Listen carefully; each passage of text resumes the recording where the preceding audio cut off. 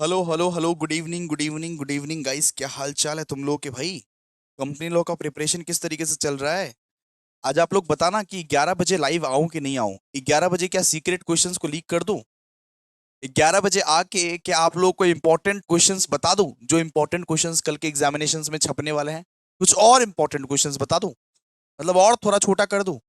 अगर आप चाहते हो 11 बजे आऊं तो ये वीडियो पे 500 लाइक्स चाहिए मेरे को। ये वीडियो पे कम से कम 500 लाइक्स चाहिए। जो लोग भी देख रहा है लाइक करेगा। अगर अगर 500 लाइक्स हुए, अगर कमेंट आए, जबरदस्त कमेंट आए, अगर सब जगह तुमने शेयर कर दिया ये वीडियो को, देन हम आज रात को 11 बजे आएंगे और हर एक चैप्टर से ज्यादा नहीं, हम 3-4 क्वेश्चंस करके दे देंगे। 3-4 क्वेश्चंस करके हम डिस्कस कर देंगे, पूछ लेंगे तुम लोग से। संजीवनी बूटी तो पढ़ के ही रखो। संजीवनी बूटी इस भगवान, संजीवनी बूटी भगवान है, इसको पढ़ के रखो। लेकिन फिर भी कुछ एक्स्ट्रा मोर इंपॉर्टेंट क्वेश्चंस आप लोगों को बता देंगे। हर एक चैप्टर से 3-3 4-4 क्वेश्चंस अगर आप चाहते हो कि आज के सेशन में आके बताऊं, तो ये जो इंट्रोडक्शन ऑफ ए कंपनी है, यहां पे हमको 500 नहीं 1000 लाइक चाहिए। अब मेरा मन बदल गया, हम थोड़ा लालची हो गए हैं। तो 1000 लाइक, लाइक करते जाओ करते जाओ करते जाओ, जितना लाइक हो सके करते जाओ। 1000 लाइक चाहिए हम लोगों को अभी, ठीक है? और कमेंट करो, शेयर करो, दबा के शेयर करो। मैं 11 बजे आऊंगा लाइव, सब कोई जुड़ेगा, 1 घंटा जुड़ेगा। 1 घंटा में पूरा कंपनी लॉ रिवाइज करा दूंगा। ऊपर से मैं इंपॉर्टेंट क्वेश्चंस भी तुमसे पूछ लूंगा। जो क्वेश्चंस पूछूंगा वो कल के पेपर में तुमको दिखेगा। जो क्वेश्चंस पूछूंगा मैं ना लाइव सेशन में, वो कल के पेपर में तुमको दिखेगा, मतलब दिखेगा। ठीक है? अब वो तुम्हारे ऊपर डिपेंड करता है। तो आ जाओ बेटा, स्टार्ट करते हैं। अपने लोगों का एक लास्ट यूनिट बचा हुआ था, यूनिट नंबर 1। इसका नाम है दोस्तों introduction to company. Introduction to company मतलब कंपनी क्या है, कंपनी क्या है, इसके बारे में अपने लोग पढ़ने वाले हैं कि कंपनी क्या है, private company, public company, government company, OPC, ये सब क्या है। ये सब सब चीज अपने लोग इस पर्टिकुलर लेक्चर में पढ़ने वाले हैं। देखो दोस्त, वन शॉट में हमने सबसे पहला टफ चैप्टर स्टार्ट किया। हमने सबसे पहले यूनिट 5 को स्टार्ट किया। क्यों? क्योंकि यूनिट 5 थोड़ा टफ था। फिर यूनिट 2 स्टार्ट किया, यूनिट 3 स्टार्ट किया, टफ टफ चैप्टर करवा दिया। अब ये इजी, ये पांता भात चैप्टर है, ये कुछ भी नहीं है, ये पांता भात चैप्टर है, कुछ है नहीं इसमें। ठीक है? बस आपको जाके लिखना है, बस आपको जाके लिखना है। इसमें से 5 मार्क्स के क्वेश्चन ज्यादा आएंगे, 5 मार्क्स के क्वेश्चन इसमें से ज्यादा आएंगे। ठीक है? तो इसीलिए आओ, जरा ध्यान लगा के पढ़ो, क्योंकि ध्यान लगा के अगर नहीं पढ़ोगे तो याद नहीं होगा, और याद नहीं होगा तो कल लिख नहीं पाओगे, लिख नहीं पाओगे। तो आओ, फोकस लगाओ। और अगर आज 11 बजे सीक्रेट क्वेश्चंस चाहिए तो लाइक और कमेंट का एकदम बौछार कर दो बेटा, बौछार कर दो। अभिषेक भैया तुम्हारे लिए कुछ कुछ भी कर देंगे। चलो आ जाओ, देखो, सबसे पहली बात करते हैं, define company. Is company a citizen? मतलब सबसे पहला क्वेश्चन आपके कंप्यूटर स्क्रीन पर दोस्तों, कि कंपनी को डिफाइन कीजिए। बोला है कि कंपनी को डिफाइन करो कि कंपनी क्या है, कंपनी क्या है।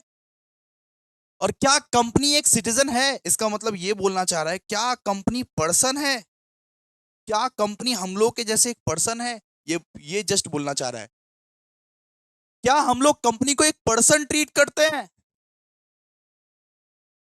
तो आज आओ इसको पढ़ते, अच्छे से पढ़ते। देखो, according to section 2 clause 20 of the Companies Act 2013, a company means a company. वाह अभिषेक सर वाह, कितना अच्छा पढ़ा रहे। A company means a company, वाह। एक कंपनी मीन्स ए कंपनी, सुनिए सुनिए, यहां पे दिया हुआ एक company means a company formed and registered under this act or any other previous company law. आप लोगों को पता है कि हम लोग कंपनीज एक्ट कौन सा पढ़ रहे हैं? कंपनीज एक्ट कौन सा पढ़ रहे हैं हम लोग? कंपनीज एक्ट 2013 पढ़ रहे हैं। हम लोग जो अभी पढ़ रहे हैं ना, हम लोग कंपनीज एक्ट 2013 पढ़ रहे हैं। आपको पता है इससे पहले वाला कंपनीज एक्ट कौन सा था? इससे पहले वाला कंपनीज एक्ट था 1956, 1956। तो यहां पे वही बोल रहा है कि कंपनी मतलब वो कंपनीज जो फॉर्म हुई है एंड रजिस्टर्ड हुई है इस एक्ट में। इस एक्ट में मतलब कंपनी लॉ 2013 के एक्ट के तहत रजिस्टर्ड हुई है वो कंपनी, या फिर 1956 के एक्ट के तहत रजिस्टर्ड हुई है वो कंपनी। ठीक है? ओके। सो कंपनी का मतलब क्या होता है? कंपनी का मतलब होता है a company means a company, a company means a company formed and registered under this act. मतलब एक एक कंपनी का मतलब होता है वो कंपनी जो कि फॉर्म हुए हैं, रजिस्टर्ड हुए, जो कि बने हैं, रजिस्टर हुए हैं under this act or any other previous act, मतलब 1956 का जो कंपनीज एक्ट था उसके तहत अगर कोई कंपनी बना हुआ है। देखो जैसे रिलायंस इंडस्ट्रीज लिमिटेड का अगर बात करें, टाटा का बात करें, तो वो सब तो 1956 के जमाने वाला कंपनी सब है ना। वो तो 1970 1980 का जमाना वाला कंपनी सब है। तो वो सब तो उस जमाने में बना हुआ है वो सब कंपनी। तो यहाँ पे वही डेफिनेशन लिखा हुआ है, यहाँ पे ये डेफिनेशन बहुत क्लियर लिखा हुआ है कि कंपनी का मतलब होता है वो कंपनी जो कि फॉर्म हुए हैं और रजिस्टर्ड हुए हैं under this act. Under this act का मतलब कंपनीज एक्ट 2013 के तहत या फिर 1956 के तहत। ठीक है, अभी का कंपनीज एक्ट जो है वो 2013 था। ठीक है, उसको रिपील किया गया, और उसके पहले वाला कंपनीज एक्ट 1956 से अपने लोग फॉलो कर रहे थे अभी तक। 2013 तक अपने लोग कंपनीज एक्ट 1956 ही फॉलो कर रहे थे। तो कंपनी का मतलब क्या होता है? Company means a company formed and registered under this act or any other previous company law. मतलब कंपनी मतलब वो कंपनी जो फॉर्म हुई है या तो इस एक्ट में, या तो 2013 के एक्ट के तहत फॉर्म हुई है, या तो कोई प्रीवियस कंपनी लॉ के तहत फॉर्म हुई है, मतलब 1956 के कंपनीज के लॉ के तहत फॉर्म हुई है। ठीक है, यहां पे लिखा हुआ है in simple words a company is an artificial legal person created by the law. एक कंपनी क्या है? एक कंपनी नॉर्मल पर्सन नहीं है। एक कंपनी हमारे तुम्हारे जैसा नॉर्मल पर्सन नहीं है। कंपनी आर्टिफिशियल लीगल पर्सन है। एक कंपनी को आर्टिफिशियल लीगल पर्सन माने जाते हैं। हमारे तुम्हारे जैसा नॉर्मल पर्सन नहीं है, लेकिन वो आर्टिफिशियल लीगल पर्सन माना जाता है। एक कंपनी का खुद का सेपरेट आइडेंटिटी होता है। एक कंपनी अपने नाम पे शेयर्स खरीद सकता है, डिबेंचर्स खरीद सकता है अपने नाम पे। एक कंपनी एक एक एक कंपनी कॉन्ट्रैक्ट साइन कर सकता है। ठीक है, कॉन्ट्रैक्ट में एंटर कर सकता है। So in simple word, a company is an artificial legal person created by the law. It has own separate entity. It can own property, enter into contract, and continues to exist even after the members die. मतलब चाहे member रहे ना रहे, member रहे ना रहे, company हमेशा रहेगी। मेंबर अगर रहे ना रहे, कंपनी हमेशा रहेगी। तो सीधा सा बात है कि कंपनी का डेफिनेशन आप लोग क्या लिख सकते हो? A company means a company formed and registered under this act or any other previous act. Simple सा बात है। एक कंपनी का मतलब होता है वो कंपनी जो फॉर्म हुई है या रजिस्टर हुई है अंडर कंपनीज एक्ट 2013 या फिर कंपनीज एक्ट 1956। तो एक company means a company formed and registered under this act or any other previous company law. ठीक है, in simple words a company is an artificial legal person. मतलब एक एक company जो है वो रियल पर्सन नहीं है। ना ना ना ना ना, एक कंपनी रियल पर्सन नहीं है बेटा। एक कंपनी आर्टिफिशियल लीगल पर्सन है, जो जिसको लॉ ने क्रिएट किया, जिसका अपना सेपरेट लीगल एंटिटी है, आप लोगों को पता है ना कि कंपनी अपने नाम पे प्रॉपर्टी एक्वायर कर सकती है। मैंने इन्वेस्टमेंट अकाउंटिंग जो पढ़ाया था आप लोगों को, मैंने क्या बोला था कि अगर एक कंपनी चाहे तो दूसरे कंपनी में शेयर्स में इन्वेस्ट कर सकती है, डिबेंचर में इन्वेस्ट कर सकती है। कंपनी चाहे तो अपने नाम पे प्रॉपर्टी एक्वायर कर सकती है। कंपनी अगर चाहे तो शेयर्स में पैसा लगा सकती है, डिबेंचर में पैसा लगा सकती है। सर कंपनी तो इंटेंजिबल है, कौन लगाएगा? अरे डायरेक्टर जो उस कंपनी को मैनेज कर रहा है। तो कंपनी अपने नाम पे प्रॉपर्टी भी ओन कर सकती है, कंपनी अपने नाम पे कॉन्ट्रैक्ट में भी एंटर कर सकती है, कंपनी का एक बैंक अकाउंट भी खुलता है अपना। ठीक है, तो कंपनी का एक अलग सेपरेट लीगल एंटिटी है। मतलब रिलायंस अलग और मुकेश भाई अंबानी अलग है। रिलायंस अलग है, मुकेश भाई अंबानी अलग है। कंपनी का अपना एक सेपरेट लीगल आइडेंटिटी है। ठीक है, फिर बात करते हैं कि क्या कंपनी सिटीजन है? मैं बोलूंगा नहीं, लेकिन नहीं बोलने से तो नहीं चलेगा ना, आपको पॉइंट वाइज एक्सप्लेन करना पड़ेगा। तो सबसे पहला बात है कि कंपनी एक आर्टिफिशियल लीगल पर्सन है। कंपनी एक आर्टिफिशियल लीगल पर्सन है जिसको किसने क्रिएट किया? लॉ ने क्रिएट किया। जिसको लॉ ने क्रिएट किया। ठीक है, अरे कंपनी जो है एक आर्टिफिशियल लीगल पर्सन है जिसको लॉ ने क्रिएट किया, और लॉ ये समझता है कि कंपनी एक पर्सन की तरह ही है, कि कंपनी एक प्रॉपर्टी भी ओन कर सकती है, कॉन्ट्रैक्ट भी एंटर कर सकती है, अपना बैंक अकाउंट भी खुलवा सकती है और बिजनेस भी कर सकती है।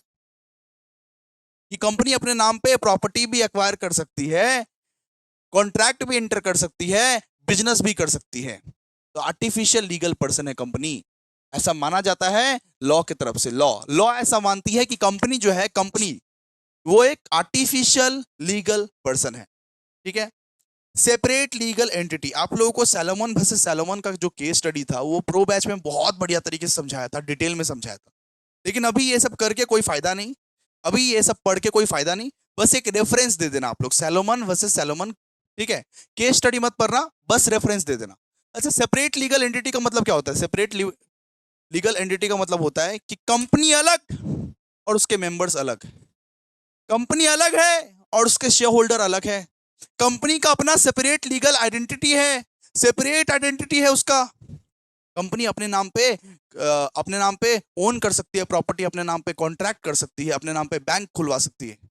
आप देखोगे ना, अगर मैं अभिषेक झा क्लासेस खोलूं, अगर मैं अभिषेक झा क्लासेस ये पीवीटी एलटीडी खोलूं, तो पता है इस नाम का बैंक अकाउंट अलग से खुलेगा, मेरा पर्सनल बैंक अकाउंट अलग रहेगा, अभिषेक झा का बैंक अकाउंट अलग है, लेकिन इस नाम का बैंक अकाउंट अलग खुलेगा अगर मैं प्राइवेट कंपनी खोलूं तो कंपनी का आइडेंटिटी अलग होता है। कंपनी जो है वो अपने मेंबर से, अपने शेयर होल्डर से अलग है। मुकेश भाई अलग, रिलायंस इंडस्ट्रीज का अस्तित्व अलग, कंपनी का अस्तित्व अलग, कंपनी के ओनर्स का अस्तित्व अलग। ये बोलता है सेपरेट लीगल एंटिटी, ये बोलता है सेपरेट लीगल एंटिटी, बोलता है कि एक company is different from its share holders and owners, the property of the company belongs to the company itself, not to the owners, ठीक है।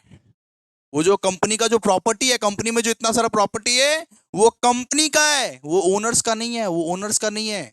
ऐसा नहीं कि तुम ये पैसा वैसा लगाए, शेयर वेयर में पैसा वैसा लगाए तो जाके कंपनी का सारा माल पत्र उठा के लेके आ गए, नहीं, ऐसा नहीं चलेगा। कंपनी का प्रॉपर्टी कंपनी का ही है, कंपनी का अपना एक सेपरेट लीगल आइडेंटिटी है, समझा? ये क्या है? Separate legal identity. जैसे तुम अलग, तुम्हारा बाबू अलग, वैसे ही कंपनी अलग और कंपनी के ओनर्स अलग, ठीक है ना? क्लियर है ना? ओके। फिर बोला गया है कि company is not a citizen, company को सिटीजन हम लोग नहीं बोल सकते, कंपनी नेचुरल पर्सन नहीं है, ना ना ना ना ना। कंपनी को ऐसा नहीं बोल सकते, कंपनी तुमको भूख लगा है क्या? ए कंपनी तुमको भूख लगा है क्या? प्लीज प्लीज प्लीज कंपनी खाना खा लो ना, प्लीज कंपनी खाना खा लो ना। ऐसा अपने लोग नहीं बोलते कि कंपनी तुमको भूख लगा है क्या? कंपनी एक नेचुरल पर्सन नहीं है, कंपनी जस्ट एक लीगल पर्सन है जिसको क्रिएट किसने किया है? लॉ। जिसको जन्म कौन दिया है? लॉ। लॉ ने कंपनी को जन्म दिया है। कंपनी एक नेचुरल पर्सन बिल्कुल नहीं है, कंपनी को ना भूख लगता है, ना प्यास लगता है, ना कुछ भी लगता है। नेचुरल पर्सन हमारे तुम्हारे जैसा कंपनी एक पर्सन नहीं है, लेकिन वो लीगल पर्सन है। इसको जन्म किसने दिया? लॉ। क्रिएट किसने किया? लॉ। ठीक है, क्लियर है? ओके। फिर बात करते हैं legal rights of a company. A company through not citizen can enjoy some legal rights, it can own property, enter into contract and do business as per article 19(1). मतलब यहाँ पे बोल रहा है कि कंपनी जो है वो अपने नाम पे प्रॉपर्टी एक्वायर कर सकता है, पता है? तुम एक कंपनी के नाम पे एक प्रॉपर्टी खरीद सकता है, तुम कंपनी के नाम पे प्रॉपर्टी खरीद सकता है, तुम कंपनी के नाम पे कॉन्ट्रैक्ट में एंटर कर सकता है और बिजनेस कर सकता है। कंपनी अपने नाम पे चाहे तो प्रॉपर्टी ओन कर सकता है, कॉन्ट्रैक्ट कर सकता है और बिजनेस भी कर सकता है। यहाँ पे वही चीज लिखा हुआ है, ठीक है। अच्छा, यहाँ पे बोला गया है कि कंपनी को सिटीजन की तरह फंडामेंटल राइट नहीं मिलता, सिटीजन की तरह फंडामेंटल राइट नहीं मिलता। ऐसा फिर नहीं होगा कि कंपनी को तो अपने लोग सेपरेट पर्सन ट्रीट करता है तो कंपनी के नाम पे एक वोट भी होना चाहिए, नहीं, वो सब नहीं होता, ठीक है। यहाँ पे कंपनी, हम हम लोग जैसे वोट गिराते हैं, हम लोग जैसे टीएमसी या बीजेपी को वोट गिराने जाते हैं, वैसे कंपनी नहीं जाता, कंपनी वोट गिराने नहीं जाता। एक कंपनी कैन नॉट वोट, एक company can not contest election, वो इलेक्शन पे खड़ा नहीं होता। एक कंपनी को अपने लोग इलेक्शन पे खड़ा नहीं करवाते कि इस बार इस बार इस कि इस बार न बीजेपी खड़ी होगी न टीएमसी खड़ी होगी, इस पर रिलायंस इंडस्ट्रीज लिमिटेड खड़ी होगी, वैसा नहीं। वो कंपनी को कुछ freedom of speech and expression ये सब नहीं मिलता दोस्त, नहीं मिलता। फंडामेंटल राइट्स कंपनी का कुछ भी नहीं है, फंडामेंटल राइट्स कंपनी का कुछ भी नहीं है। जस्ट कंपनी एक क्या है? Artificial legal person, natural person नहीं है कंपनी, नेचुरल पर्सन नहीं है कंपनी, ठीक है। इसको मत पढ़िए, इसको मत पढ़िए, छोड़ दीजिए इसको बस। अब बात करते हैं बॉडी कॉर्पोरेट क्या होता है। बॉडी कॉर्पोरेट क्या होता है? जो कोई भी कंपनी जो कोई भी कंपनी आउटसाइड इंडिया इनकॉर्पोरेट हुई है, मतलब उसका जन्म हुआ है आउटसाइड इंडिया, कोई भी कंपनी का, किसी भी कंपनी का जन्म आउटसाइड इंडिया हुआ है, मतलब एक तरह से बोला जाए फॉरेन कंपनी, अगर कोई भी कंपनी का जन्म आउटसाइड इंडिया हुआ है लेकिन वो यहां आके बिजनेस कर रही है, लेकिन बेटा वो यहां आके बिजनेस कर रही है, यहां आके उसका ब्रांचेस खुला हुआ है, तो उसको अपने लोग बोलते हैं दोस्तों बॉडी कॉर्पोरेट। बॉडी कॉर्पोरेट किसको बोलते हैं? कोई भी कंपनी अगर आउटसाइड द कंट्री उसका बिजनेस चल रहा है, आउटसाइड द कंट्री इनकॉर्पोरेट हुई है लेकिन यहां आके वो बिजनेस कर रहा है, उसको अपने लोग क्या बोलते हैं? Body corporate. बहुत सारा यूएस बेस्ड कंपनी है ना, बहुत सारा यूएस बेस्ड कंपनी है ना जो इंडिया में आके बिजनेस बिजनेस करती है, तो किसी भी कंपनी का इनकॉर्पोरेशन अगर बाहर हुआ है, आउटसाइड इंडिया हुआ है, उसको अपने लोग क्या बोलते हैं? Body corporate, body corporate. ठीक है, तो यहाँ पे देखिए बॉडी कॉर्पोरेट का डेफिनेशन दिया हुआ है। According to section 2 clause 11 of the Companies Act 2013, body corporate or corporation includes a company incorporated outside India but does not include a cooperative society or any other body। मतलब इसमें cooperative society और any other body included नहीं है, बस company. ठीक है, body corporate किसको बोलते हैं? अगर कोई कंपनी अपने इंडिया का नहीं है, अगर कोई कंपनी दूसरे देश में जन्म लिया है, दूसरे देश में इनकॉर्पोरेट हुआ है, उसको अपने लोग बोलते हैं बॉडी कॉर्पोरेट। फॉरेन कंपनी, मान लो फॉरेन कंपनी, अगर कोई फॉरेन का कंपनी है, अगर कोई कंपनी दूसरे देश में इनकॉर्पोरेट हुआ है, उसको अपने लोग क्या बोलते हैं? Body corporate. उसको अपने लोग क्या बोलते हैं? Body corporate, body corporate. अगर कोई कंपनी दूसरे देश में इनकॉर्पोरेट हुआ है, उसको अपने लोग क्या बोलते हैं? Body corporate. तो body corporate includes any company incorporated outside India but does not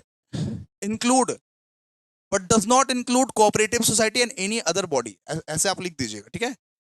अच्छा, पॉइंट्स क्या क्या पढ़ना पड़ेगा भैया? तो आइए देखिए, लीगल स्टेटस। सबसे पहले बॉडी कॉर्पोरेट का लीगल स्टेटस क्या होता है? A body corporate is an artificial person created by the law. जैसे एक कंपनी आर्टिफिशियल पर्सन होता है, वैसे एक बॉडी कॉर्पोरेट भी आर्टिफिशियल पर्सन होता है। मतलब आप समझे बॉडी कॉर्पोरेट का मतलब? समझे कि कोई भी कंपनी अगर आउटसाइड इंडिया इनकॉर्पोरेट हो रही है, उसको क्या बोलते हैं अपने लोग? Body corporate. फिर इंक्लूड्स फॉरेन कंपनीज, में सारी की सारी फॉरेन कंपनीज आ जाती है, नेस्ले, एप्पल, एचपी, फिर डेल, यूएस बेस्ड जितना भी कंपनी है सब तो बॉडी कॉर्पोरेट है भाई, क्योंकि वो रजिस्टर्ड आउटसाइड इंडिया हुआ है, मतलब इंडिया के बाहर वो इनकॉर्पोरेट हुआ है। जो भी कंपनी का जन्म इंडिया के बाहर हुआ है, उसको अपने लोग बोलते हैं दोस्तों बॉडी कॉर्पोरेट। एक एक होती है माँ, एक होती है मौसी। तो माँ क्या है? अपना कंपनी।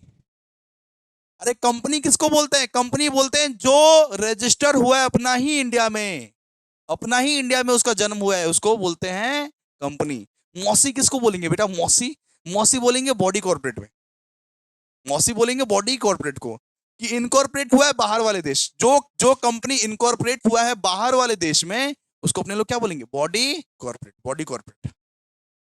ठीक है सर। फिर एक्सक्लूड कोऑपरेटिव सोसाइटी। इसमें ना कोऑपरेटिव सोसाइटी नहीं आता है, याद रखिएगा, कोऑपरेटिव सोसाइटी को एक्सक्लूड करिएगा। तो cooperative society are not treated as the body body corporate under this sections. फिर बात करते हैं परपेचुअल सक्सेशन। परपेचुअल सक्सेशन क्या होता है? देखिए कि मेंबर्स मरे या जिए या बाहर में जाए कोई फर्क नहीं पड़ता, लेकिन कंपनी हमेशा टिकेगी, बॉडी बॉडी कॉर्पोरेट हमेशा ऐसे ही चलती रहेगी। ठीक है, सबसे इंपॉर्टेंट बात कि परपेचुअल सक्सेशन का सबसे इंपॉर्टेंट बात कि कंपनी चाहे मरे चाहे जिए, लेकिन कंपनी हमेशा रहेगी। अरे मेंबर्स आते जाएंगे, मेंबर्स मेंबर्स आएंगे, मेंबर्स जाएंगे, लेकिन कंपनी या बॉडी कॉर्पोरेट हमेशा रहेगी। बॉडी कॉर्पोरेट जो है वो हमेशा एग्जिस्ट करेगी। अब बोलो ना, एचपी का जो फाउंडर है उसका तो डेथ हो गया, तो एचपी अभी है कि नहीं है? एप्पल का जो फाउंडर था उसका तो डेथ हो गया, वो भी है कि नहीं है फिर एप्पल?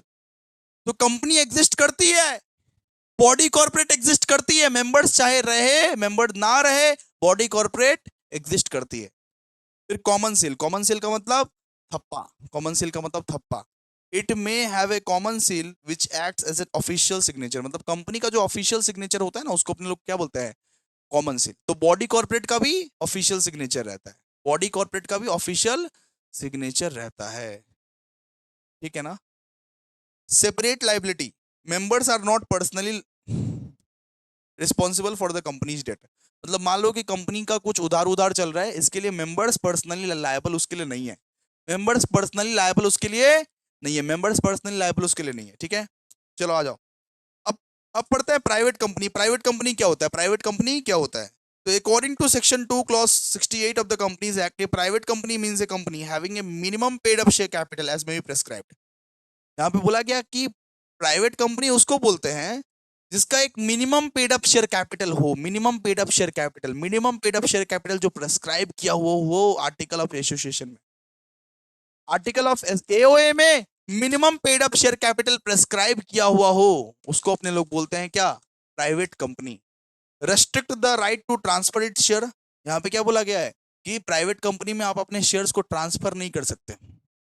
अगर आप प्राइवेट कंपनी के मेंबर हो, अगर आप प्राइवेट कंपनी के मेंबर हो तो आप अपने शेयर्स को ट्रांसफर नहीं कर सकते। रेस्ट्रिक्शन है उसमें, पूछ पूछ के ट्रांसफर करना पड़ेगा, बहुत सारा रेस्ट्रिक्शन है। मतलब प्रोहिबिशन नहीं है, रेस्ट्रिक्शन है। ट्रांसफर कर सकते हो लेकिन दूसरे मेंबर के कंसेंट के बिना आप ट्रांसफर नहीं कर सकते हो। ट्रांसफर कर सकते हो लेकिन दूसरे मेंबर के कंसेंट के बिना आप ट्रांसफर नहीं कर सकते हो। मतलब बहुत कुछ पूछताछ करना पड़ेगा, रेस्ट्रिक्शन है उसमें, प्रोहिबिशन नहीं है। प्रोहिबिशन का मतलब मना नहीं है कि हाँ एकदम ही तुम ट्रांसफर नहीं कर सकते, वो चीज नहीं है, लेकिन हाँ बहुत रेस्ट्रिक्शन है इसमें।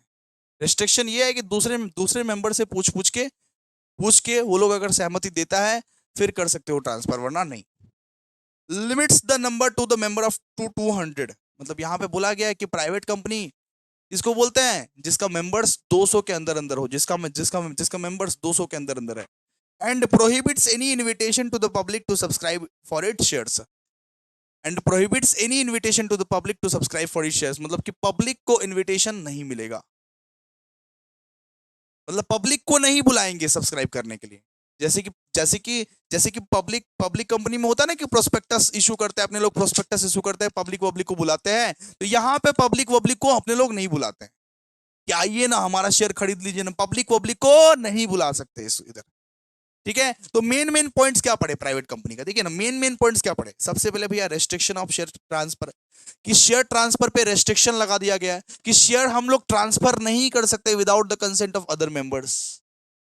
शेयर जो है अपने लोग ट्रांसफर नहीं कर सकते विदाउट, जब तक मैं दूसरे मेंबर से पूछ ना लूं कि भाई मैं अपना शेयर को ट्रांसफर करना चाहता हूं किसी दूसरे बंदे को, तब तक मैं शेयर ट्रांसफर नहीं कर सकता। फिर दूसरा है limited number of members, limited number of members है। तो मिनिमम मेंबर्स है 2, मैक्सिमम मेंबर है 200 प्राइवेट कंपनी के, ठीक है। मिनिमम कितने? मिनिमम 2 मेंबर्स लगेंगे, मैक्सिमम आपके 200 मेंबर्स लगेंगे। किधर? प्राइवेट कंपनी के, ठीक है। फिर बात करते हैं no public invitation, it can not invite the public to buy it shares और डिबेंचर। तो प्राइवेट कंपनी जो है वो ये पब्लिक को इनवाइट नहीं करती है टू बाई इट्स शेयर्स और डिबेंचर, ठीक है। फिर लिमिटेड लाइबिलिटी, मेंबर्स का जो लाइबिलिटी रहता है, मेंबर्स का जो लाइबिलिटी रहता है प्राइवेट कंपनी में वो लिमिटेड रहता है। वो जितना शेयर्स का पैसा दिया है सिर्फ उतना रहता है लाइबिलिटी। मान लो कि हम 10,000 शेयर का पैसा दिए, सिर्फ इतने के लिए ही हम लायबल रहेंगे। हम मान लो कि 10,000 शेयर का पैसा दिए हैं, सिर्फ इतने के लिए ही लायबल रहेंगे हम। मेंबर्स लाइबिलिटी भी लिमिटेड रहती है यहाँ पे, ठीक है। फिर separate legal entity it exist separately, मतलब सेपरेट लीगल एंटिटी का मतलब क्या होता है? मेंबर्स अलग एंड ओनर्स अलग, and use of private limited. आप देखोगे कि कोई भी प्राइवेट कंपनी रहेगी ना तो पीवीटी एलटीडी लगा रहता है उसका नाम के पिछवाड़े में, उसका नाम के पिछवाड़े में पीवीटी एलटीडी लिखा हुआ रहता है। मान लीजिए कि अभिषेक झा क्लासेस का बात करें तो एजेसी पीवीटी एलटीडी ऐसे करके लगा हुआ रहेगा, अगर मेरा प्राइवेट कंपनी है तो, अगर मेरा प्राइवेट कंपनी है तो पीवीटी एलटीडी का मतलब क्या होता है? पीवीटी एलटीडी का मतलब होता है प्राइवेट लिमिटेड, जैसे वो Tata Sons private limited, Flipkart India private limited, ठीक है।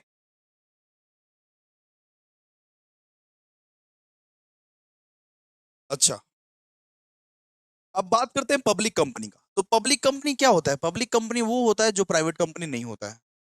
हाँ सीरियसली यही डेफिनेशन लिखा हुआ है, आइए ना पढ़ाते हैं। ए public company means a company which is not a private company, यही लिखा हुआ है, आप लोग भी लिख के आओगे यही। ए public company means a company which is not a private company. वाह सर, क्या बात बोल दी है सर, सुभान अल्लाह, माशाल्लाह सर, इतना अच्छा सिखाया आप, वाह।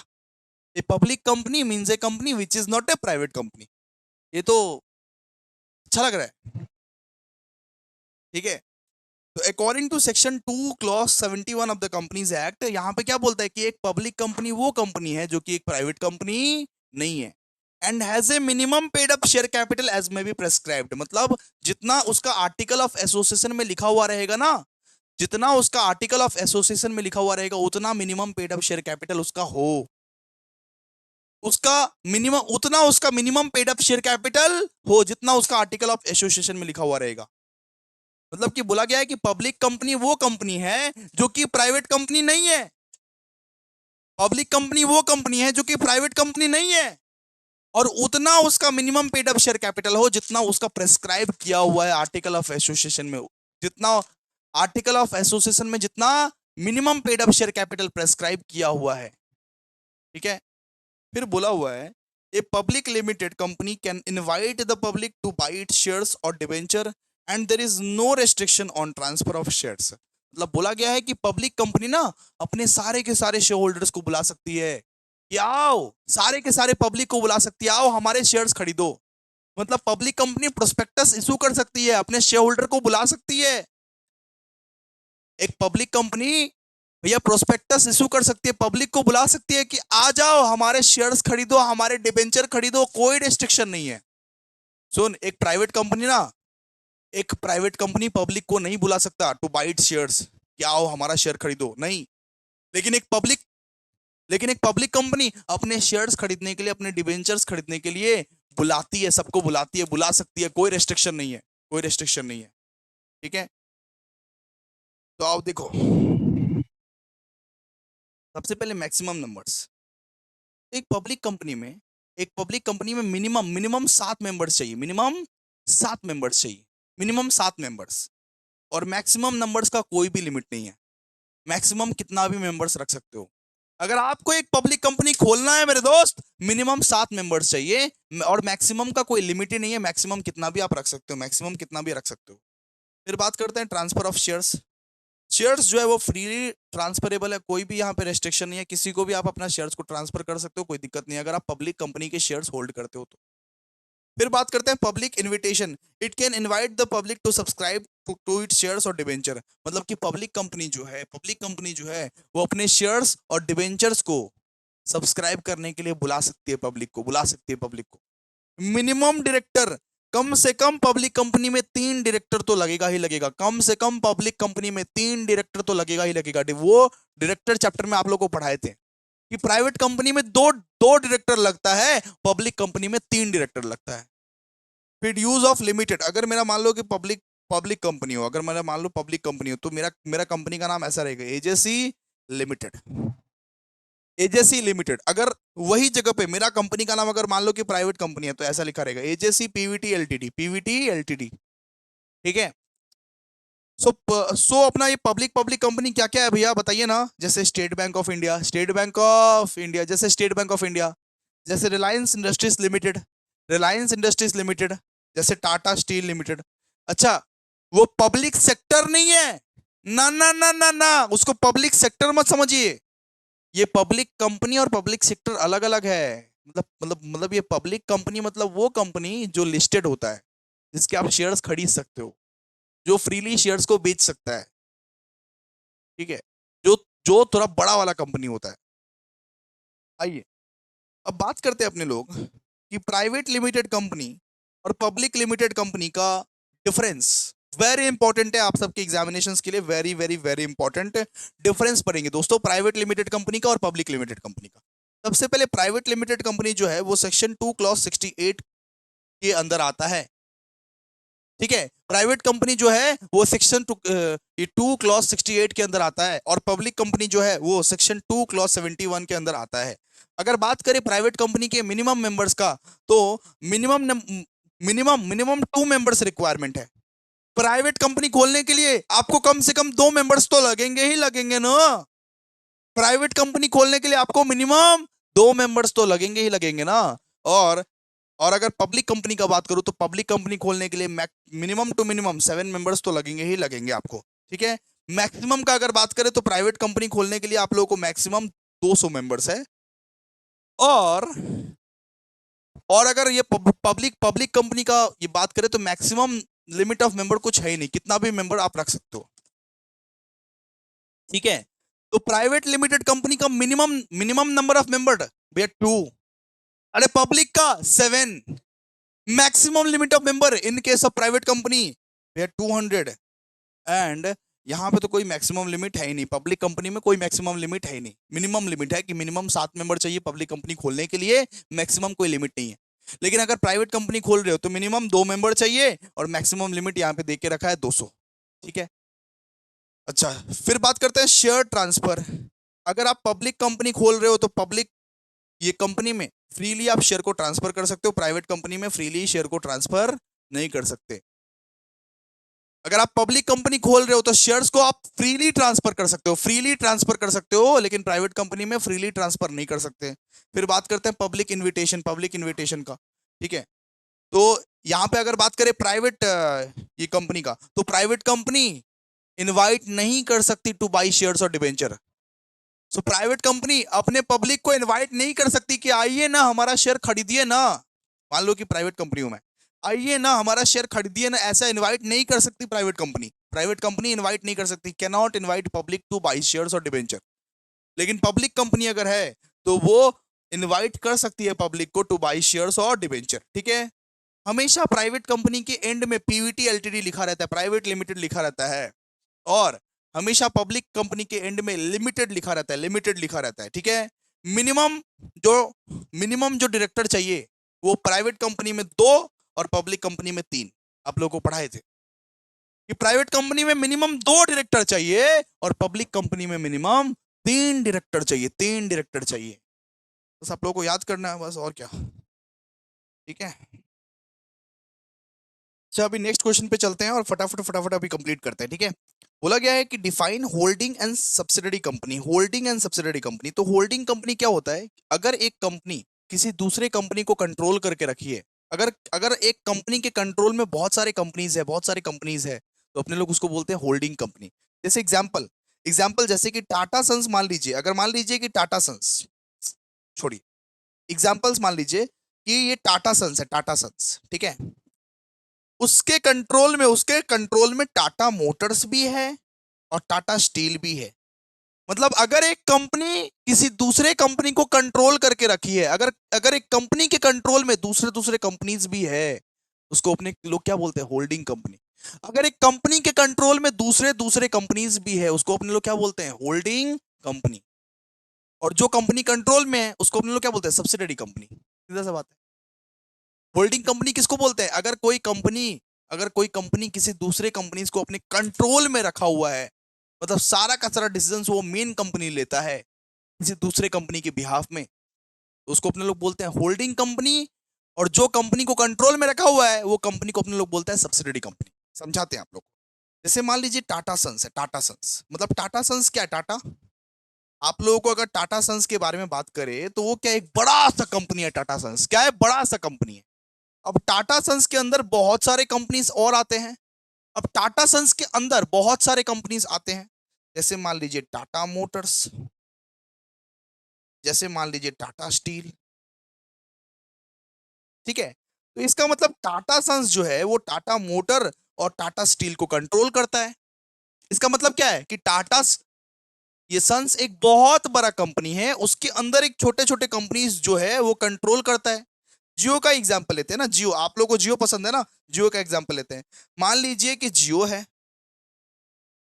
अब जियो के अंदर अंदर बहुत सारे छोटे छोटे कंपनीज बन गए होंगे, जैसे कि एक बन गया होगा जियो टीवी का, अलग से कंपनी बन गया होगा। एक बना होगा कि जियो हॉटस्टार का एक अलग सा कंपनी बना होगा।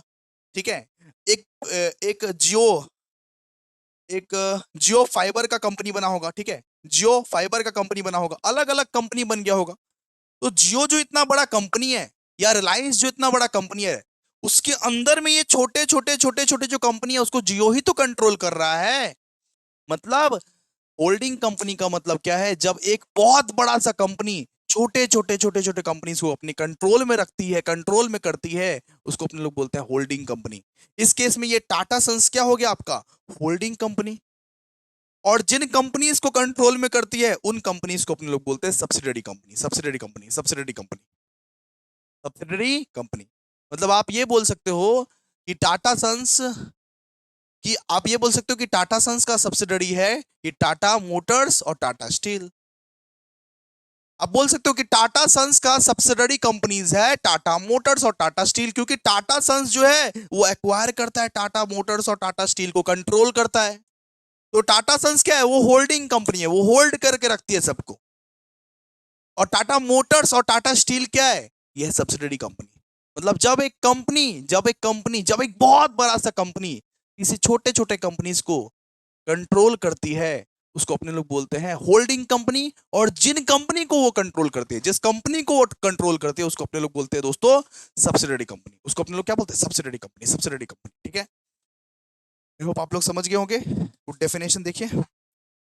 According to Section 2, Clause 46 of the Companies Act 2013, a holding company means a company that has control over one or more subsidiary company। मतलब होल्डिंग कंपनी वो होता है, जैसे मान लीजिए टाटा सन्स सबसे बड़ा कंपनी है, तो वो टाटा मोटर्स को भी कंट्रोल करता है, स्टील को भी कंट्रोल करता है, और अलग अलग कंपनी को भी कंट्रोल करता है। अरे टाटा सन्स के अंदर बहुत सारे कंपनीज है, बहुत सारे कंपनीज है। तो टाटा सन्स को क्या बोलेंगे, टाटा सन्स को बोलेंगे होल्डिंग कंपनी, और इन सबको क्या बोलेंगे, इन सबको बोलेंगे सब्सिडरी कंपनी।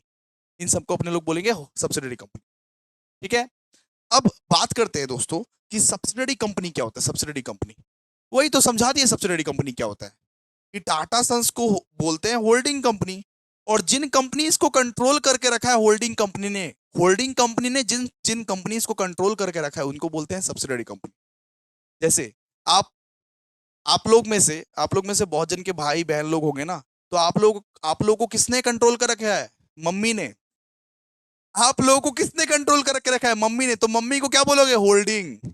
और आपको, आपके पापा को, आपकी बहन को किसने कंट्रोल करके रखा है, मम्मी ने। तो आपकी मम्मी को क्या बोलोगे, होल्डिंग। और आप लोग क्या हो बेटा, सब्सिडरी। क्या हो, सब्सिडरीज। क्या हो, सब्सिडरी। मम्मी सबको कंट्रोल करती है, चाहे पापा को हो, चाहे आपको हो, चाहे आपकी बहन को हो, चाहे आपको भैया को हो। तो मम्मी को क्या बोलोगे, मम्मी को बोलोगे होल्डिंग। और आप लोग क्या कहलाओगे, सब्सिडरी। ठीक है, तो holding company means a company that has control over one और मोर सब्सिडरी कंपनीज। ठीक है, और सब्सिडरी कंपनी का मतलब क्या होता है, subsidiary company means a company in which the holding company controls the composition of board of director or holds more than one half of the total share capital either alone or together with it share holder. इतना नहीं पढ़ना, समझाते हैं, सुनो, समझा देते हैं, सुनो, समझा देते हैं। एक कंपनी को सब्सिडरी कंपनी कब बोला जाता है, जब होल्डिंग कंपनी ने उसके 51% शेयर खरीद लिए हैं। जब होल्डिंग कंपनी के पास 51% of the total share capital हो सब्सिडरी कंपनी का, फिर वो उसका होल्डिंग कंपनी कहलाता है। अगर मान लीजिए टाटा सन्स के पास टाटा मोटर्स का 51% of the total share capital है, मतलब टाटा मोटर्स का ये जो कंपनी है टाटा मोटर्स, अगर किसी होल्डिंग कंपनी के पास, सब्सिडरी कंपनी का अगर 51% of the total share capital है, फिर वो उसका सब्सिडरी बनता है, फिर वो उसका सब्सिडरी बनता है। ठीक है, किसी भी कंपनी को सब्सिडरी बनाने के लिए, किसी भी कंपनी को अपना सब्सिडरी बनाने के लिए उसका 51% of the total share capital तुम्हारे पास होना चाहिए। उसका 51% ऑफ द शेयर, ये टोटल शेयर कैपिटल तुम्हारे पास होना चाहिए। और एक चीज है, देखो, या तो 51% of the total share capital रखो अपने पास, या तो बोर्ड ऑफ डायरेक्टर को कंट्रोल करो उसका, उस कंपनी के पूरा का पूरा सारा का सारा डिसीजंस तुम लो। मतलब या तो हम या तो हम टाटा मोटर्स के 51% of the total share capital को अपने पास रखेंगे, फिर जाके हम कहलाएंगे होल्डिंग कंपनी, या फिर उसका बीओडी को अपॉइंट करो, या फिर उसका बीओडी को आप अपॉइंट कर सकते हो, रिमूव कर सकते हो। वो अगर आपके पास राइट्स है, देन आप कहला सकते हो दोस्तों होल्डिंग कंपनी किसी सब्सिडरी कंपनी की। ठीक है, तो आई थिंक आप लोग समझ गए इसको। चलिए आइए देखिए।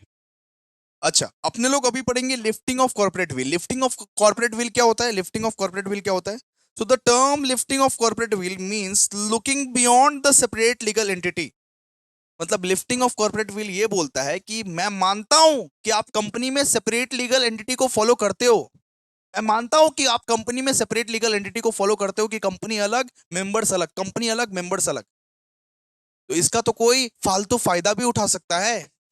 इस चीज का तो कोई फायदा भी उठा सकता है, सेपरेट लीगल एंटिटी का तो कोई फायदा भी उठा सकता है। मान लो कि कंपनी का एक डायरेक्टर है, कंपनी का एक डायरेक्टर है, वो कंपनी के नाम से मान लो 500 करोड़ का लोन ले लिया और भाग गया।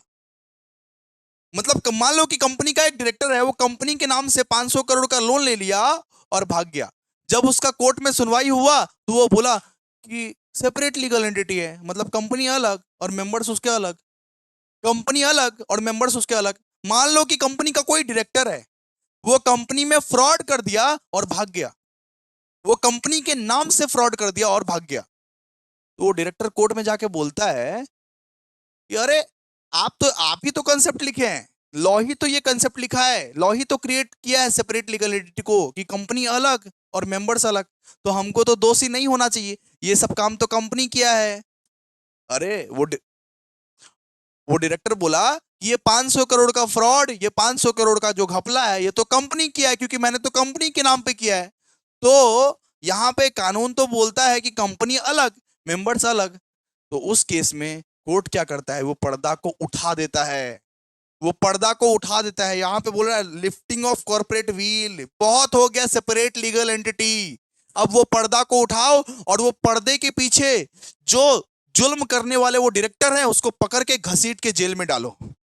Lifting of corporate veil, lifting मतलब अरे पर्दा उठाओ, पर्दा ना उठाओ, पर्दा ना, अरे एक गाना है ना, लिफ्टिंग ऑफ कॉर्पोरेट व्हील, मतलब वही होता है। मैं तो आपको एग्जांपल दिया, वापस एग्जांपल दूं, देखो मान लो कि कोई डायरेक्टर है, कि ऐसा है, एक जाली डायरेक्टर है, एक फ्रॉड बाजी वाला डायरेक्टर है। वो क्या किया, वो 500 करोड़ का घपला कर दिया कंपनी के नाम पे, मतलब कंपनी के नाम पे वो 500 करोड़ का लोन ले लिया और भाग गया। वो कंपनी के नाम पे लोन लिया, तो कंपनी को मैनेज कौन करता है, डायरेक्टर, कंपनी को कंट्रोल कौन करता है, डायरेक्टर। तो कंपनी के नाम पे वो 500 करोड़ का लोन ले लिया और भाग गया। और जब उसका कोर्ट में सुनवाई हुआ तो वो बोलता है कि आप तो बोले थे भैया सेपरेट लीगल एंटिटी, आप तो बोले थे सेपरेट लीगल एंटिटी की, कंपनी अलग मेंबर्स अलग, तो हम तो दोषी नहीं है, हम तो कंपनी के नाम पे लिए हैं, ये लोन तो कंपनी लिया है, ये जो 500 करोड़ का लोन है, ये जो फ्रॉड किया है वो तो कंपनी किया है, उसमें हमारा क्या गलती, हम तो कंपनी के मेंबर्स हैं, हम तो इसमें गलत नहीं है, आप कंपनी को पकड़ो, आप कंपनी को जेल में डालो। तो कोर्ट बोलता है ज्यादा सियाना बनता है रे तुम, ज्यादा सियाना बनता है रे तुम। तो कोर्ट कोर्ट वो क्या करते हैं, उस केस में वो पर्दा को हटा देती है। वो जो पर्दा पड़ा हुआ था कि सेपरेट लीगल एंटिटी, वो जो पर्दा था कि कंपनी अलग रहेगा, कंपनी का मेंबर्स अलग रहेगा, वो जो पर्दा था, कोर्ट उस पर्दे को हटा देता है और डायरेक्टर को ऐसे घसीट के लेके आता है और जेल में डालता है कि जो उस पर्दे के पीछे जो कातिल लोग हैं, जिसने फ्रॉड किया, जो फ्रॉडबाजी करता है, जो जालीबाजी करता है, उसको पकड़ता है। तो यहां पे इसका मतलब वही है कि कंपनी का नाम से आप फालतू का फायदा नहीं उठा सकते, कंपनी का नाम से आप फालतू का फायदा नहीं उठा सकते। हाँ सेपरेट लीगल एंटिटी है, कंपनी अलग है, मेंबर्स अलग है, लेकिन कंपनी का नाम से उसका फायदा मत उठाइए, कंपनी का नाम से फ्रॉडबाजी मत कीजिए, वरना आप ही फंसिएगा, वरना वो डायरेक्टर ही फंसेगा, वो शेयर होल्डर ही फंसेगा। कंपनी के नाम से आप फायदा मत उठाइए। तो कोर्ट उस केस में क्या करती है, वो कोर्ट उस केस में क्या करती है, वो पर्दा को हटा देती है, उठा देती है वो पर्दा को, और जो रियल पर्सन है उस पर्दे के पीछे, उसको पकड़ के घसीट के लेके आती है। तो इस कंसेप्ट को अपने लोग क्या बोलते हैं, lifting of corporate veil, lifting of corporate veil. ठीक है, so the term lifting of corporate veil means looking beyond the separate legal entity of the company to find out the real person who are controlling or responsible for the company's action. मतलब company में fraud जो हुआ वो किसके वजह से हुआ, वो डायरेक्टर के वजह से हुआ, उसको फाइंड करो, लिफ्ट करो व्हील को। तो नॉर्मली ये company is treated as a separate legal entity, मतलब कि नॉर्मली ये कंपनी को तो आप सेपरेट लीगल एंटिटी ही ट्रीट कर रहे हो, बात तो सही है कि कंपनी अलग मेंबर्स अलग, कोई दिक्कत नहीं है। लेकिन कभी कभी कोर्ट को वो पर्दे को हटाना पड़ता है और देखना पड़ता है कि कौन रियल कल्प्रिट है, कौन वो रियल कल्प्रिट है जो फ्रॉड कर रहा है कंपनी में, कौन वो रियल कल्प्रिट है जो कंपनी के नाम से फ्रॉड कर रहा है, कंपनी के नाम से चूना लगा रहा है सबको। उसको अपने लोग क्या बोलते हैं, lifting of corporate veil, lifting of corporate veil. ठीक है, ये सब आप लोग पढ़ लीजिएगा, इजी है, कुछ भी नहीं है, इजी है। अगर पॉइंट याद रहे तो लिखना, नहीं याद रहे मत लिखना। एमसीए का इतना याद करना है, ठीक है। एमसीए का इतना याद करना है। तो एमसीए क्या है बेटा? MCA MCA 21, MCA 21। सुनो, यहाँ पे बोला define the concept of MCA 21। MCA 21 क्या है? तो MCA 21 stand for Ministry of Corporate Affairs 21 century product. ठीक है, एमसीए एमसीए 21 मतलब क्या है? Ministry of Corporate Affair 21 century project, जिसको लॉन्च किया था गवर्नमेंट ने। जिसको लॉन्च किया था किसने? गवर्नमेंट ने। और कब लॉन्च किया था? 2006 में लॉन्च किया था। ठीक है, it is an e government initiative, it is an e governance initiative by the Ministry of Corporate Affairs. मतलब मिनिस्ट्री ऑफ कॉर्पोरेट अफेयर्स बोला कि अब जो गवर्नमेंट का काम है, गवर्नमेंट का जो काम है, अब वो ऑनलाइन होगा। अब वो जो अब अब वो जो कंपनीज का काम होती है, कि कंपनीज को फॉर्मेशन वॉर्मेशन का काम होता है, वो सब सब ऑनलाइन होगा। आजकल आप देखते हो कि सारा का सारा कंपनी अगर फॉर्म वॉर्म करना है, वो ऑनलाइन होता है सब कुछ। अगर फाइलिंग ऑफ रिटर्न्स का बात करें, या अगर मान लीजिए फॉर्मेशन ऑफ कंपनी का बात करें, तो वो ऑनलाइन होगा अब। तो एमसीए एमसीए 21 यही बोलता है कि तुमको अब आने का जरूरत नहीं है, तुमको अब फिजिकली आने का जरूरत नहीं है। एमसीए 21 का मतलब है कि अब बेटा ई गवर्नेंस को प्रमोट किया गया। अब कंपनीज को आराम से घर में बैठिए, ऑनलाइन फाइल कीजिए, ऑनलाइन फाइल कीजिए। So it is the e-governance initiative by the Ministry of Corporate Affairs to enable companies and professional to file various document returns forms online under the Companies Act 2013 and limited liability partnership act. मतलब यहाँ पे जो भी आपको documents जमा करने हैं, returns जमा करने हैं, आपको ऑनलाइन फॉर्म जमा करना है, तो वो आप ऑनलाइन जमा कर सकते हो। ठीक है, एमसीए एमसीए 21 यही बोलता है। एमसीए 21 यही बोलता है कि जो कुछ भी आप लोगों को जमा करना है, जो कुछ भी रिटर्न्स डॉक्यूमेंट फॉर्म्स जमा करना है, वो आप ऑनलाइन अब कर सकते हो, कोई दिक्कत नहीं, ऑनलाइन कर सकते हो। ठीक है, तो MCA 21 is an online system designed to help companies and professionals interact with the Ministry of Corporate Affairs through the internet instead of visiting government office. मतलब कि गवर्नमेंट ऑफिस विजिट करने का कोई जरूरत नहीं है, सरकारी दफ्तर विजिट करने का कोई जरूरत नहीं है। कुछ भी एनुअल फाइलिंग करना हो, या कंपनी को फॉर्म करना हो, या कंपनी बनाना हो, कंपनी को रजिस्टर करना हो, सब कुछ आजकल आप ऑनलाइन कर सकते हो, सब कुछ ऑनलाइन कर सकते हो एमसीए 21 में, एमसीए 21। ठीक है, ऑब्जेक्टिव क्या है? ऑब्जेक्टिव ये है कि उसका ट्रांसपेरेंसी आए, एफिशिएंसी आए, कन्वीनियंस आए, सीधा सा बात है। उसमें क्या क्या सर्विसेज प्रोवाइड किया जाता है? आप चाहो तो कंपनी का रजिस्ट्रेशन घर बैठे बैठे कर सकते हो, आप चाहो तो एनुअल रिटर्न्स फाइल घर बैठे बैठे कर सकते हो, आप चाहो तो अगर मान लीजिए डायरेक्टर का अगर आपको चेंज करना है, तो उसका भी आप फाइल घर बैठे बैठे कर सकते हो। ठीक है, क्लियर है? तो इतना आप लोग पढ़ लेना, हो जाएगा एमसीए 21। फिर देखिए यहाँ पे क्या लिखा हुआ है कि difference between public limited company and private limited company. Already करा दिए, ऑलरेडी करा दी, ऑलरेडी इसको करा दिए बाबा, ऑलरेडी करा दिए, वापस से क्यों करोगे तुम? ऑलरेडी करा दिए, मत करना इसको, छोड़ दो इसको, छोड़ दो, मत छोड़ दो इसको, मत करो, ऑलरेडी करा दिए इसको। अब चार्ट में सजा के लिखना, ऑलरेडी आपको अभी कराए तो। ठीक है, फिर बोला explain the different different types of company. अपने लोग प्राइवेट प्राइवेट कंपनी देख लिए, प्राइवेट कंपनी क्या होता है देख लिए। अपने लोग पब्लिक कंपनी पढ़ लिए, क्या होता है पब्लिक कंपनी। आइए अब 1% कंपनी। 1% कंपनी क्या होता है? एक company has only 1% as a member, it is suitable for small business owners and want limited liability and full control. 1% company क्या होता है? वन वन 1% कंपनी मतलब होता है कि अगर एक कंपनी में सिर्फ एक ही पर्सन उसका मेंबर बने, सिर्फ एक ही पर्सन मेंबर बने, उस कंपनी को बोलते हैं 1% कंपनी, छोटा मोटा कंपनी। जैसे मैंने प्लान किया था ना एजेसी को ना ओपीसी बनाऊंगा, ओपीसी ओपीसी 1% कंपनी। मतलब अगर एक कंपनी में सिर्फ एक ही पर्सन रहे, एक ही पर्सन रहे, एक ही पर्सन मेंबर रहे, उसको अपने लोग क्या बोलते हैं? OPC 1% company, 1% company. ठीक है, और उसका नाम रहेगा प्रिया ट्रेडर्स ओपीसी प्राइवेट लिमिटेड। मतलब प्राइवेट लिमिटेड जुड़ेगा ही जुड़ेगा। ओपीसी एक प्राइवेट कंपनी है, प्राइवेट कंपनी है लेकिन वो 1% कंपनी, प्राइवेट कंपनी है लेकिन वो 1% कंपनी। फिर बात करते हैं company limited by shares. Company limited by shares, तो कंपनी लिमिटेड बाय शेयर्स का मतलब क्या होता है कि जितना शेयर में हम पैसा दिए, सुनना सुनना सुनना, हम मान लो कि 1000 शेयर्स के लिए पैसा दिए हैं, उतने के लिए ही हम लायबल रहेंगे, उससे ज्यादा के लिए नहीं।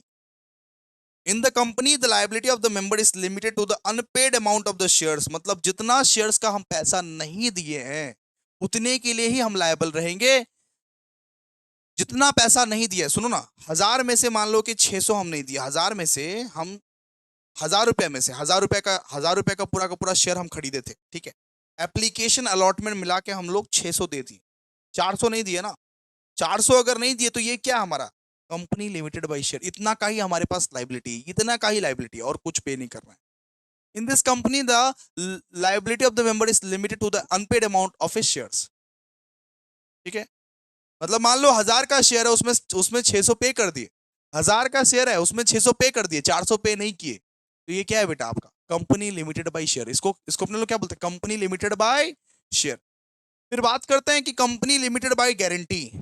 अब कंपनी लिमिटेड बाय गारंटी मतलब क्या होता है कि हम गारंटी दे दिए, हम गारंटी दे दिए कि वाइंडिंग अप के समय में हम तुमको पैसा देंगे। हम एक शेयर होल्डर है, हम एक शेयर होल्डर है कंपनी के, सुनो ना, हम एक शेयर होल्डर है कंपनी के, हम भैया गारंटी दे दिए कि अगर कंपनी वाइंड अप हुआ तो हम उस समय में पैसा देंगे, जितना पैसा चाहिए उतना, हम घर गाड़ी बाड़ी बेच के पैसा देंगे, हमने वादा कर दिया। उन सारे कंपनीज को बोलते हैं बेटा, उन सारे कंपनीज को बोलते हैं कंपनी लिमिटेड बाय गारंटी।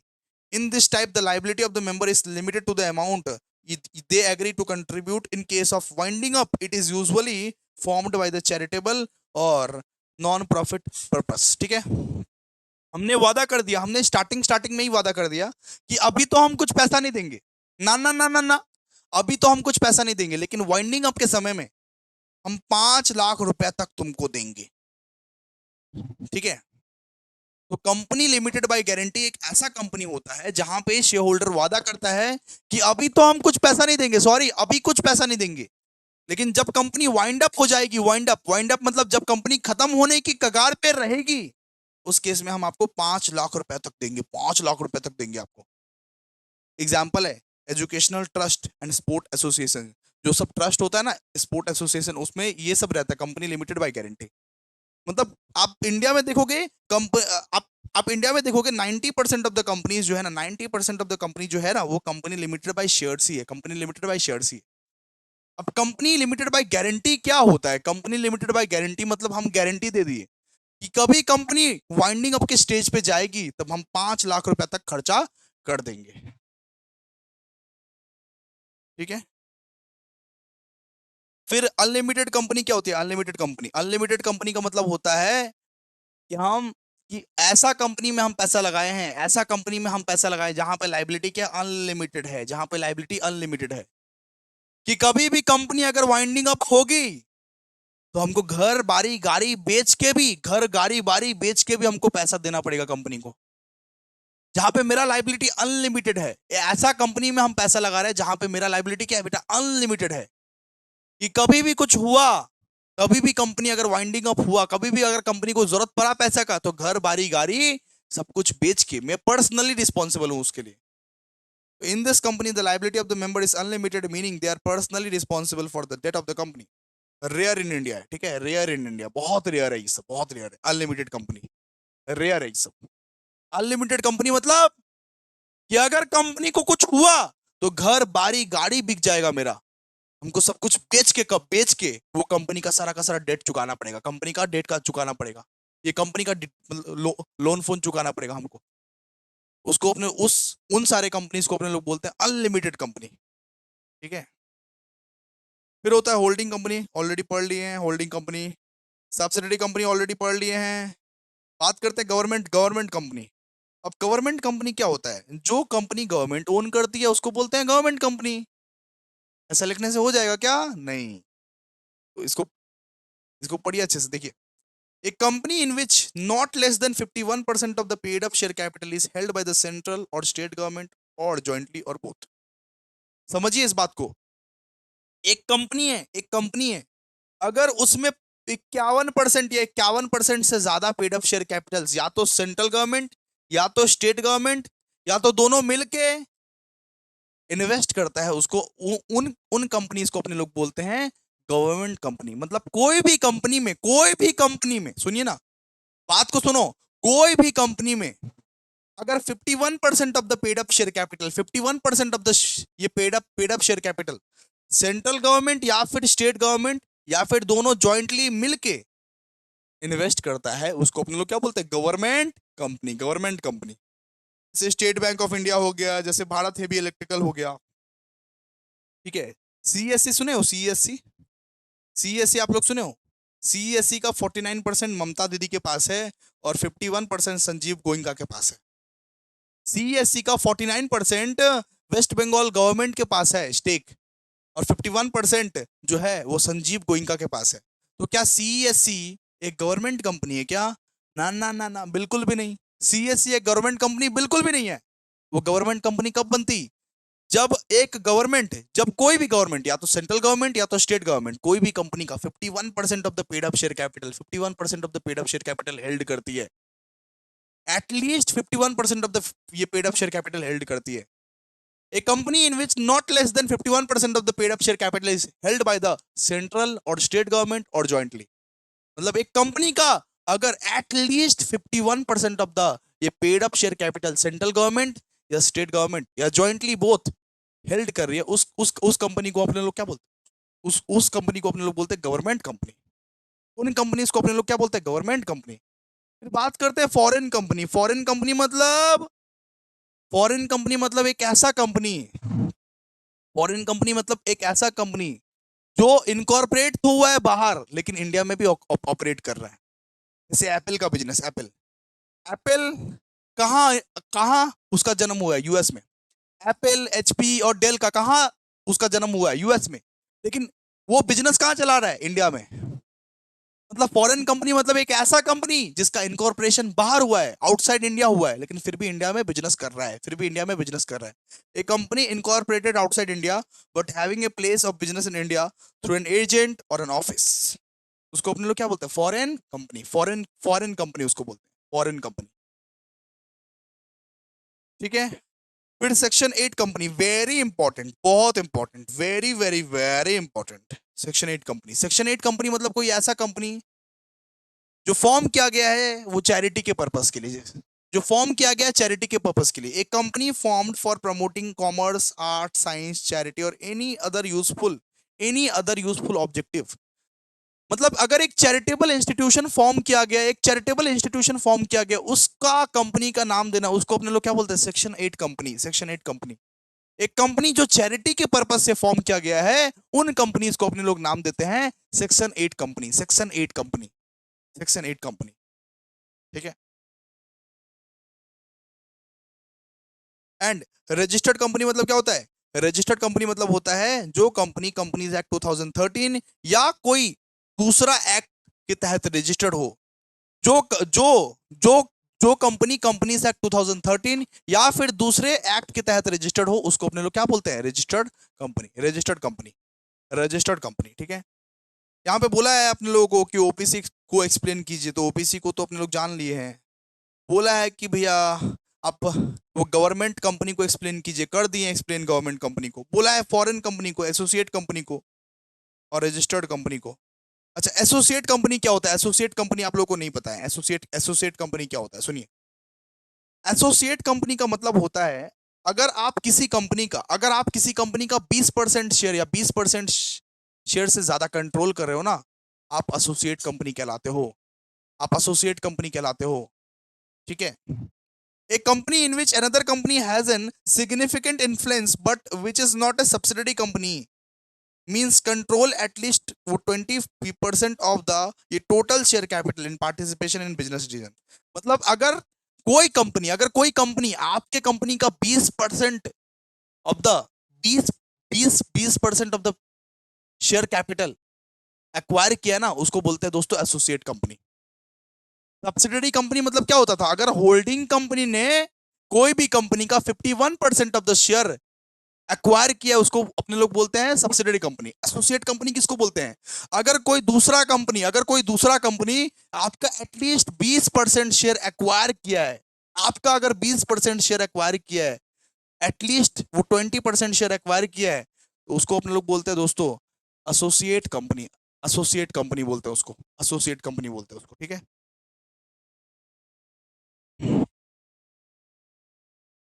फिर स्मॉल कंपनी किसको बोलते हैं? स्मॉल कंपनी उन कंपनीज को बोलते हैं जो कि पब्लिक कंपनी नहीं होती, जो प्राइवेट कंपनी होती है। स्मॉल कंपनी उन कंपनीज को बोलते हैं जो कि पब्लिक कंपनी नहीं होती और जो कि प्राइवेट कंपनी होती है, जिसका paid up share capital 4 crore से एक्सीड नहीं होना चाहिए, जिसका paid up share capital 4 crore से एक्सीड नहीं होना चाहिए और टर्नओवर 40 करोड़ से एक्सीड नहीं होना चाहिए in the latest financial year, मतलब पिछला फाइनेंशियल ईयर में।